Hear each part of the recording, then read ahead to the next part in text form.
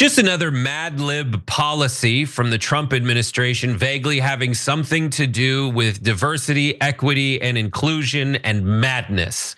Thanks to the Trump administration's targeting of DEI, some military units, get this, are pausing sexual assault response training.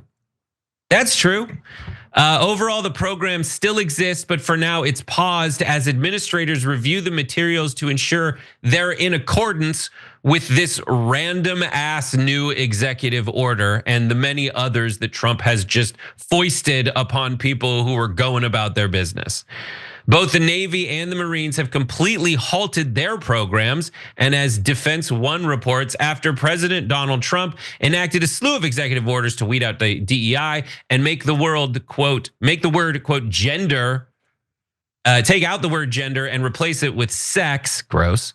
Military services have been reviewing all of their training policies and websites to make sure that they're in accordance with the new orders. But a lack of clear guidance has led to uneven implementation across commands. So the sexual assault and response program was developed in 2006, and as Business Insider writes, the mission is to prevent assault by educating troops and to provide support to victims. US military personnel are required to receive sexual assault prevention training every year. And this education is training is absolutely critical, according to many.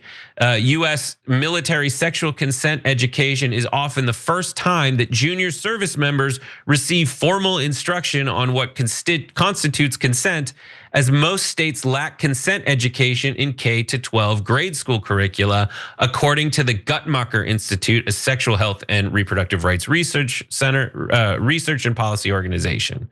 So it remains unclear right now when these trainings will resume. They're necessary trainings, given the history of this kind of behavior going largely unchecked and frequently kind of like hidden from public. So what's gonna happen? I don't know. So JR, when you see this kind of thing, were you shocked? What are your reactions given the Trump administration's new Well, it's the same broad brush. He just throws around executive orders, other people write them, he signs them, has no idea what's in them. He's actually said this at some of these table talks that he has when he's signing stuff. Oh, I don't know what's in this. And the guy standing next to him has to tell him what's in the damn thing that he's signing. So it's pretty obvious that everything that's in here, he has no idea. So when things get implemented like this, and then there's breaks within the way that very important things are handled. When he tried that government aid freeze, the federal government aid freeze, he had no idea the number of things that were involved in it. So then once it started affecting people, they had to maybe rethink those things. It's gonna be another one of those types of things because there's MAGA folks that get affected by all of this. And eventually it's gonna begin to roll downhill further. Now, these are just executive orders. There's gonna be court challenges as usual, or maybe even judges actually stopping these, which they have done with a few of these. But in the meantime, as they pause and look to see if everything in the government, whether or not it matches up with this 34-time felon's directives that he didn't write, that he has no idea what's in them, then they're gonna have to rethink how they do it. This is just gonna be another one of them. It's gonna take MAGA folks or some MAGA father's daughter in the army being assaulted as she does not deserve to be.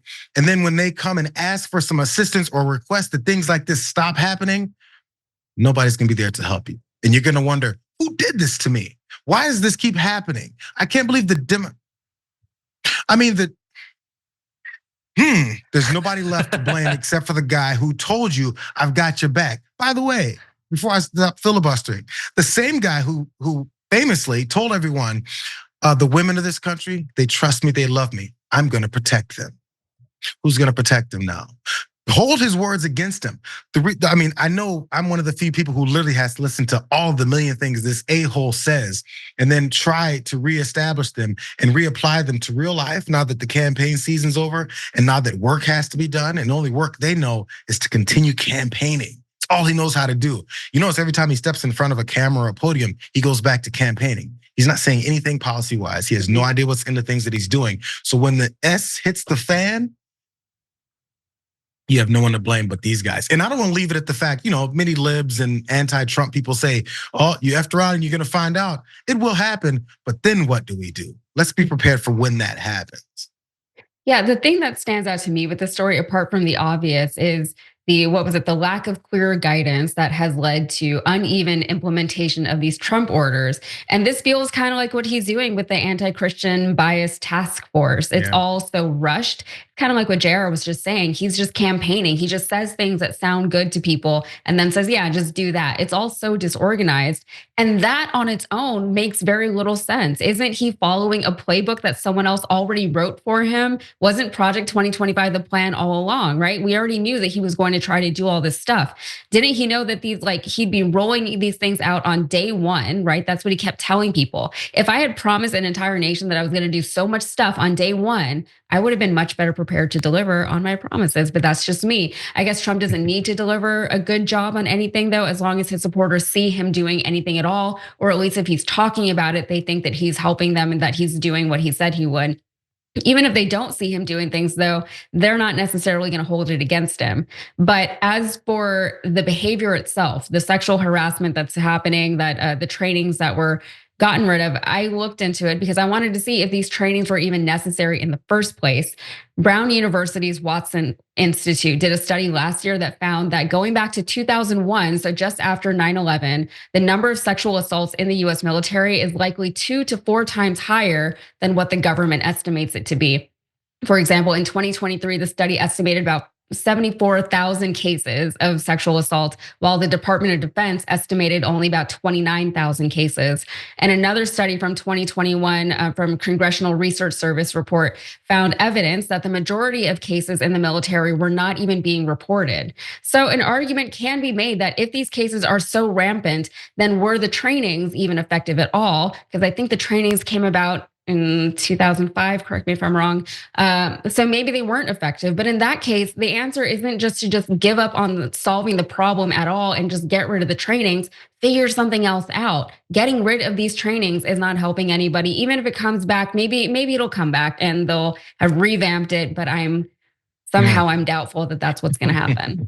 Yeah, and for me, it's just like hypocrisy watch, right? These guys are like, Doge is gonna go in there and we want to make government more transparent because no one knows what a waste of time it is. But not the Department of Defense, of course. Absolutely. And then secondly, like they're stopping everything so that they can change words around. And I thought the left was the language police. Thanks for watching the Young Turks. Really appreciate it. Another way to show support is through YouTube memberships. You'll get to interact with us more. There's live chat emojis, badges. You've got emojis of me, Anna, John, JR. So those are super fun. But you also get playback of our exclusive member-only shows and specials right after they air.